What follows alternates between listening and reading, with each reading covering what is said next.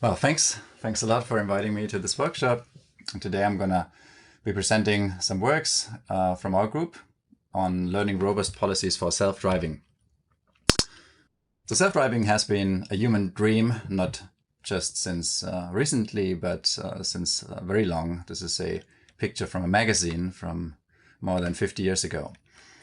However, we still haven't fulfilled our promise, despite promises always being self-driving will be there within the next 5 to 10 years.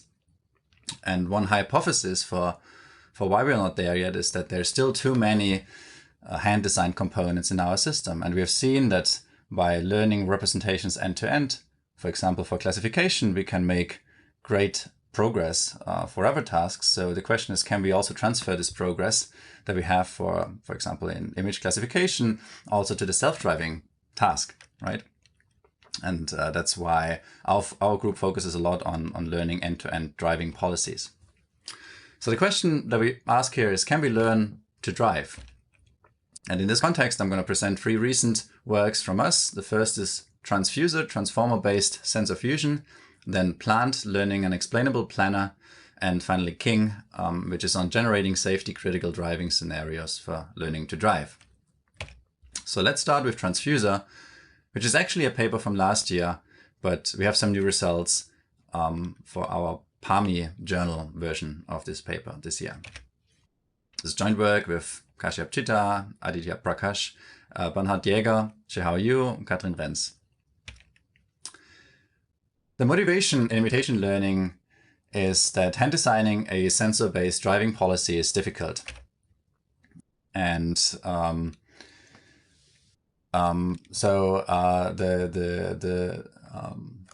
the procedure in imitation learning is to first design an expert which uses privileged information to drive, for example, in a simulator like CARLA, or to collect data from an expert driver, and then to train a sensor-based policy to mimic this demonstrator.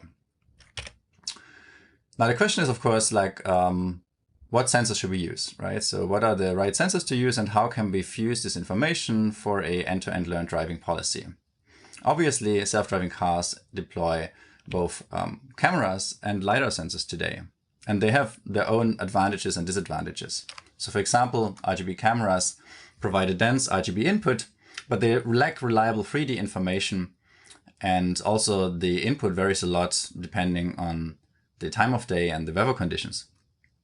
In contrast, LiDAR point clouds don't suffer so much from this. They directly provide 3D information, but the input is very sparse, and for example, it's impossible with LiDAR point clouds to detect the state of a traffic light, which is of course also very important for driving. Now, since these sensors are so complementary, the question is, how can we fuse this most effectively in an end-to-end trained policy? One of the earliest approaches, and one of the simplest one, is called geometric fusion, where we take the 3D information and project that into image space, and similarly we can unproject the image information back into 3D space and have models that operate either in 3D space or in image space or in both. However, geometric fusion lacks global context, and I'd like to illustrate this with this slide here. From this yellow region here in the image, geometric fusion aggregates features to that same corresponding blue region here in the point cloud that corresponds to these traffic lights geometrically. However, for safe navigation, it is quite useful to aggregate features in a further away region, like in this region here, which is not yet visible in the image, but it is visible in the LiDAR, and you can see there's 2 cars here that interact with that traffic light here. So these vehicles are affected by the state of the traffic light. And of course, it's important to capture this correlation in the policy. So the key idea of TransFuser is to use attention-based feature fusion to capture the global context of the scene across different modalities. Here's a high-level overview of the model. The input of our model is an RGB image. As you can see, it's pretty wide. It's a pretty wide image to capture a large part of the scene, as well as LiDAR information, which we project into bird's eye view, such that it can also be processed with a convolutional network. And then we have two streams. These are basically ResNet streams. One stream for the RGB image information that narrows it down so that we can make a decision. And then we have one stream for the LiDAR, which is also ResNet. But what we add now is a transformer layer, and we add this at multiple resolutions throughout the ResNet streams here, as you can see. So what we do is basically we partition the feature maps spatially, we tokenize those, and then we input them both from the RGB image and the LiDAR in a transformer that aggregates this information, and then we split this back onto the original streams for further processing with convolution layers. And then once we have done another pooling step, we again partition the input, we tokenize it, we feed this to a transformer layer, and then we split it back into the original streams so that this information gets effectively mixed. So this is this first part of the model. The output of this model then is a feature vector that goes into an MLP, and that is fed into a gated recurrent unit decoder that outputs the waypoints that our low-level PID controller should follow. And an additional input to that gated recurrent unit is the goal location, because we need to know at an intersection where to drive. So CARLA, for example, provides this directly to us. What you can see in addition is these blue branches here, which are convolutional decoders, heads, that decode information from the image branch into a depth map and a semantic segmentation map, and that decode information from the LiDAR branch into an HD map and bounding box information, bounding box detections of objects.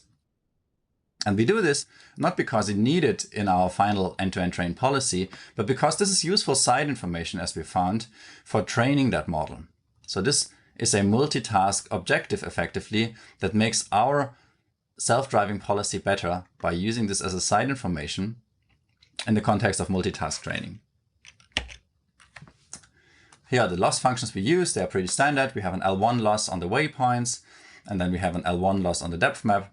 And we have a cross-entropy loss on the semantics and on the HD map. And then we have a focal loss on the CenterNet heat maps and an L1 loss on the CenterNet offsets. But all of these losses here are just auxiliary losses that improve performance. What we are interested in the end in our model is, of course, the waypoint prediction. We evaluate our model on a data set created from CARLA. So this is where we train with 8 towns and randomized weather conditions. So this yields us 3.5 thousand short routes. We can use short routes here because we train only using imitation learning, so we don't need a large temporal context. And the export policy that we use for training is based on model predictive control. As sensors, we use the RGB cameras transformed into a 700 times 160 pixel resolution image, and the LiDAR with a 32 meter range and 64 channels. And we evaluate on the so-called longest 6 benchmark, which contains long routes, about 2 kilometers each, or 1.5 to 2 kilometers each, with dense traffic from 6 different towns of CARLA. So it's pretty diverse, it's long routes, so it's quite challenging, with a lot of traffic going on. And what we also do is we ensemble 3 of the trained agents for different training seats so that we can reduce variance and measure more meaningful the performance of different models. We do this for all models, of course. So here are the results on the longest 6 benchmark. We compare the TransFuser model to the privileged expert, which is also not perfect, as well as to a geometric fusion baseline and a late fusion baseline. And the main metric that we consider here is the driving score that combines information from the road completion information as well as infraction information. So it combines information about how successful the agent is in completing the routes, as well as how often it does a mistake, it runs into an obstacle, etc.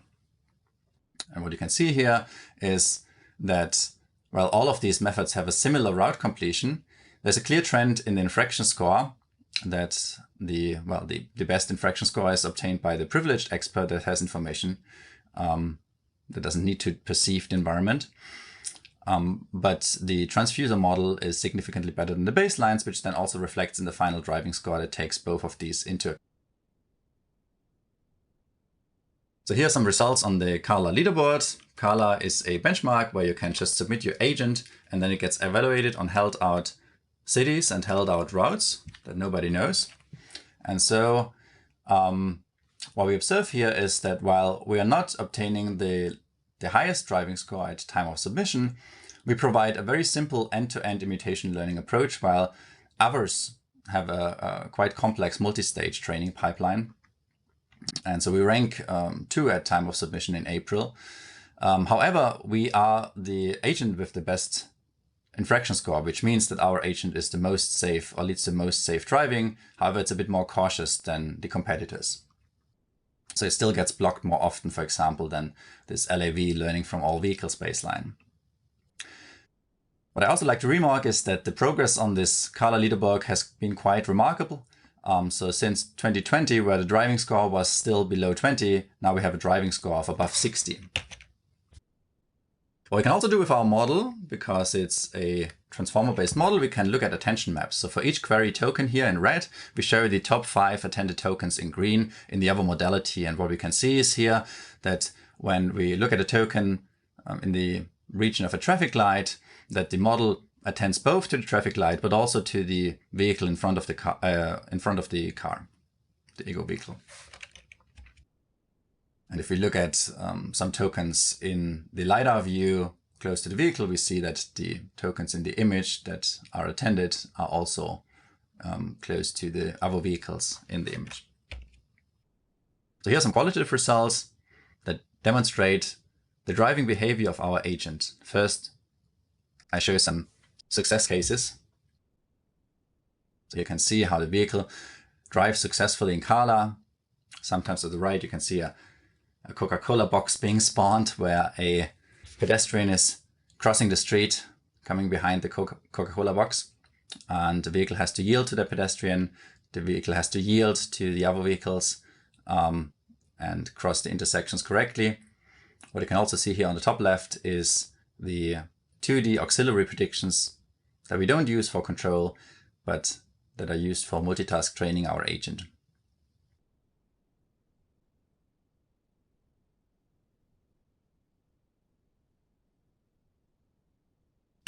However, the agent is not always successful, so I show some failure cases as well. So here's a failure case where the agent is just standing still and not starting to drive. Here's a failure case where it gets stuck at the intersection and then finally the intersection gets blocked.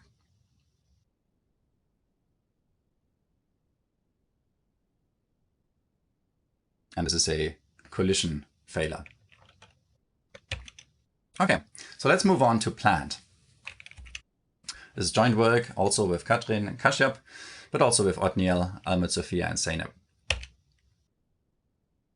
The motivation behind planned was that most of the self-driving systems still use rule-based planners, right? So we have some sensors that provide sensor information, then we have some perception stack, and then we have a planning stack that is still quite hand-designed today. So there's significant manual effort required for this design, and these designs can therefore be quite brittle and also hard to scale, scaling to new towns, new weathers, new environments.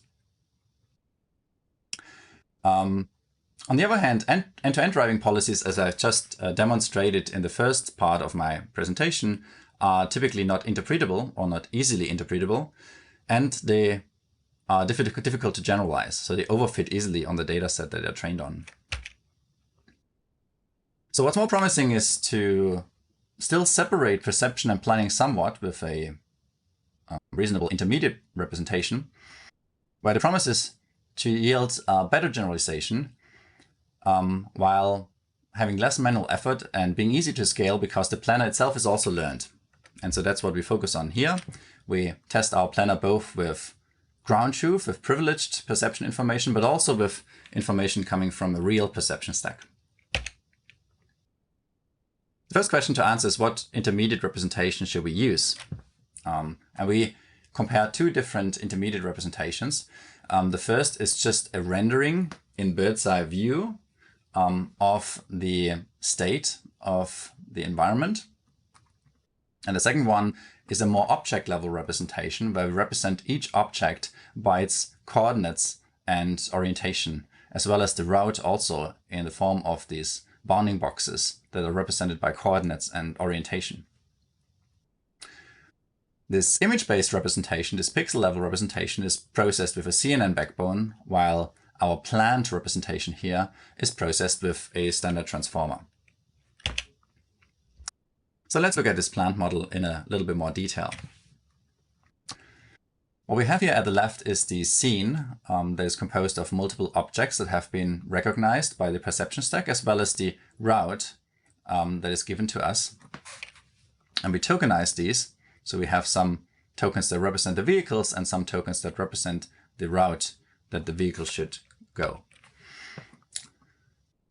We have first of all a linear projection layer that creates these tokens from each of these input variables here. And in addition, we also have an object type embedding that represents, and this is learned, that represents which of these different object types we have. For example, a vehicle, this CLS embedding that we use for decoding, and then also the route information. Here schematically indicated by 0, 1, and 2, but in practice, of course, we use learned embeddings. So these learned embeddings are added to the linear embeddings from the tokens, and these are then input to the transformer layers. The output of the transformer is the feature that goes into the gated recurrent unit for predicting the waypoints again. And in addition, we found that it's quite beneficial to have a self-supervised learning task, which is to predict for each of the other vehicles, to predict the location at the next time step. So this really helps in training the model, this auxiliary objective. A nice feat about our model is also that it's somewhat explainable by design, because we can just look at the attention map and visualize them and see where the ego vehicle here in black attends to. For example, in this case, to this red vehicle here, which is about to cross the intersection and therefore relevant for the ego vehicle. So here's the first ablation study that we did with our model. We can see the planned model here, then the planned CNN, which is this CNN-based version of the model. And here's some other baselines. And on the right, you can see the driving score. And what we found is that, well, first we used perceptual information similar to the baselines, but found rather quickly that it's important to also capture the backside for robust driving and to have a larger view to the side. So we increased that, and that gave us the best performance. And what's also important is that we know the speed of the other objects. So if we also know the speed of the other objects as an input to our model, then we get the best possible driving score here also on the same benchmark as before.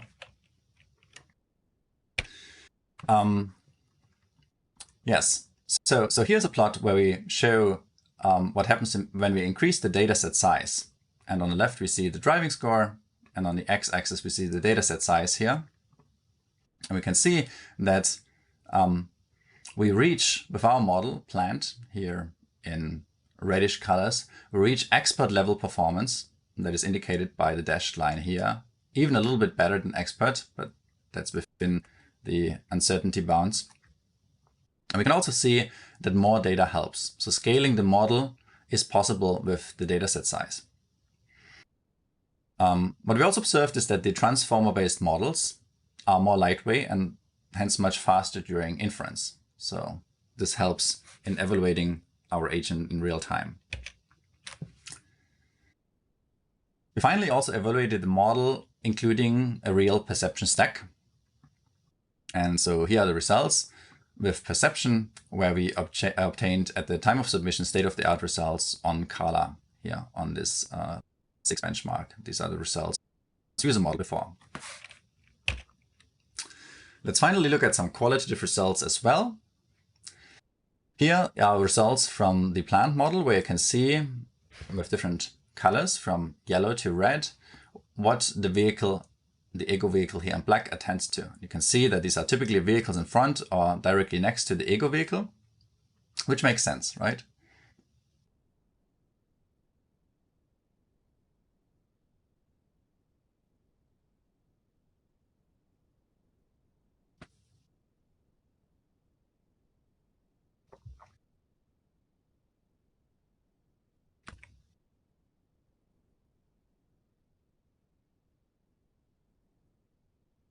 On the other hand, if we look at the results of planned CNN, where we use planned CNN together with a visualization of the attention, we see that the attention maps are much more variable over time. So there's no clear focus for that model.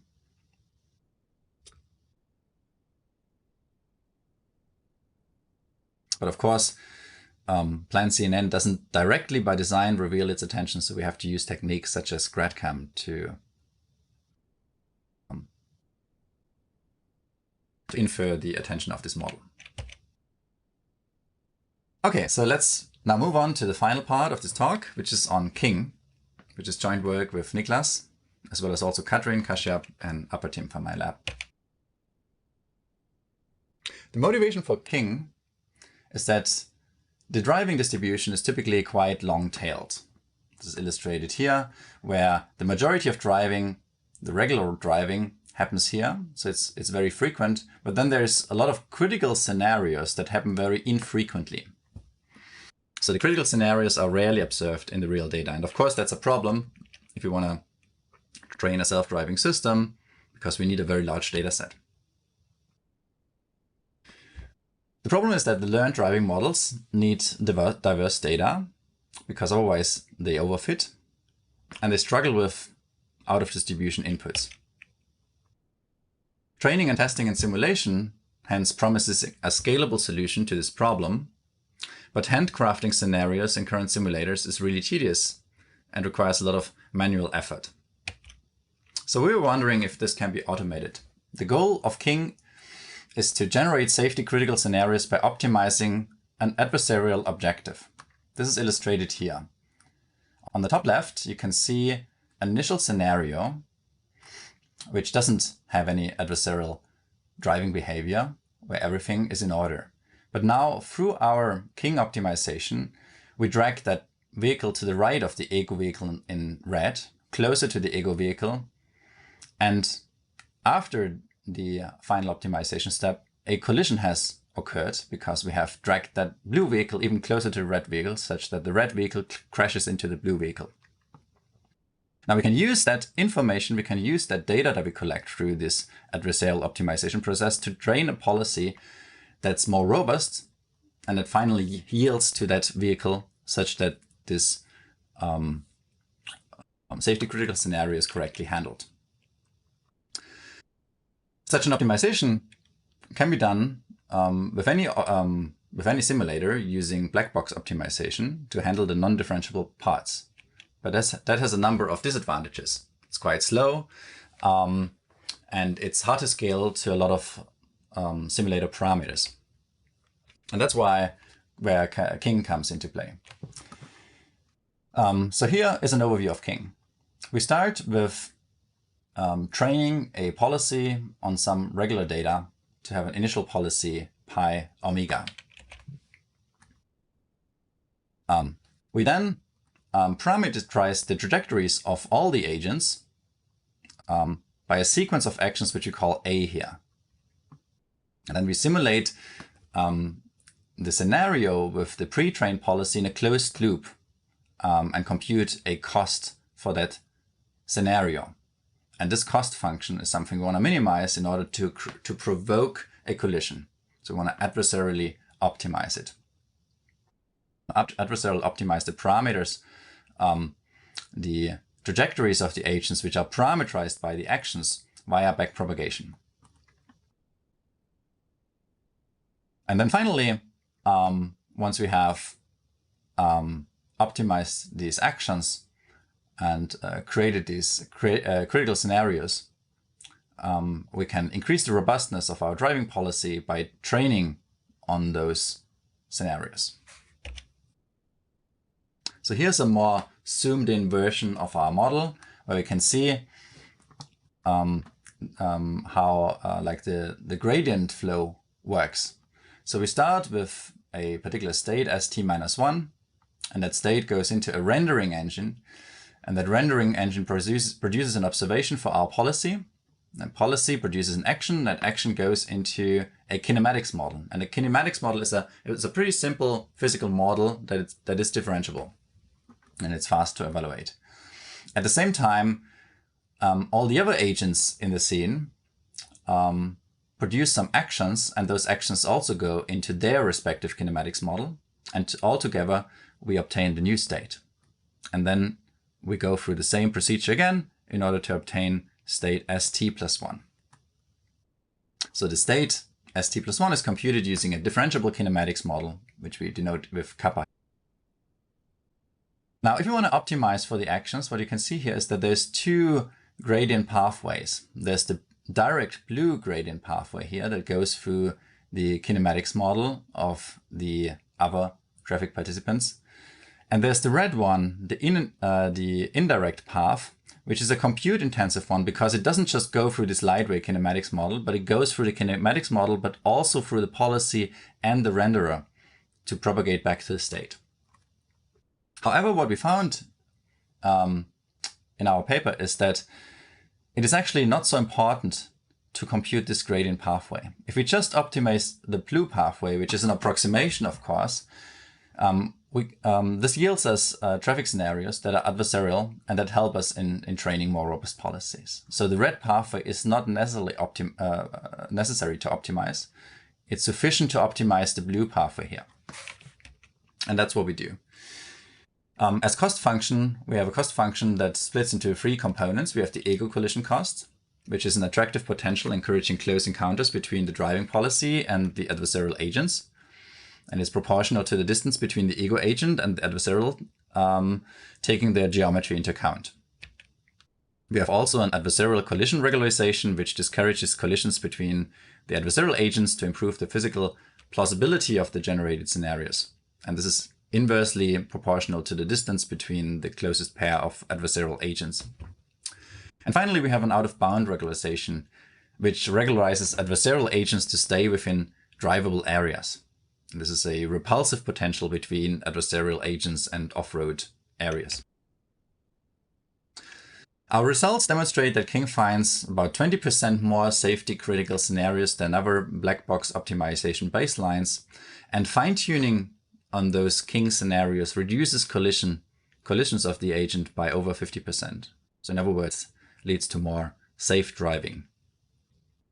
Here's an overview that shows the different types of scenarios that are discovered by our differentiable adversarial optimization process. You can see there is some rear-end collisions, some head-to-head collisions, also some T-intersection collisions, and so on.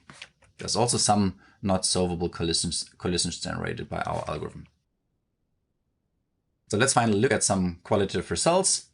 We can see here a cut-in scenario for TransFuser, where we have the initial scenario on the left and then the critical scenario generated by our model on the right.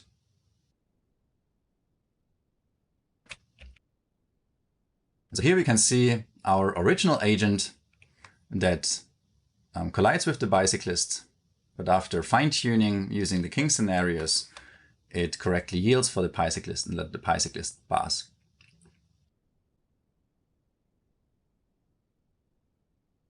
Okay, so that brings me to the end of my talk. I showed 3 recent projects of my group: TransFuser, which integrates image and LiDAR representations using self-attention, and then Plant, which is a learning-based planner with an object-level input representation, and finally King, which generates safety-critical driving scenarios for robust imitation learning. Finally, I have to say that all of the code of our models is available online behind these links here. So thank you very much for your attention, and I'm looking forward to your questions.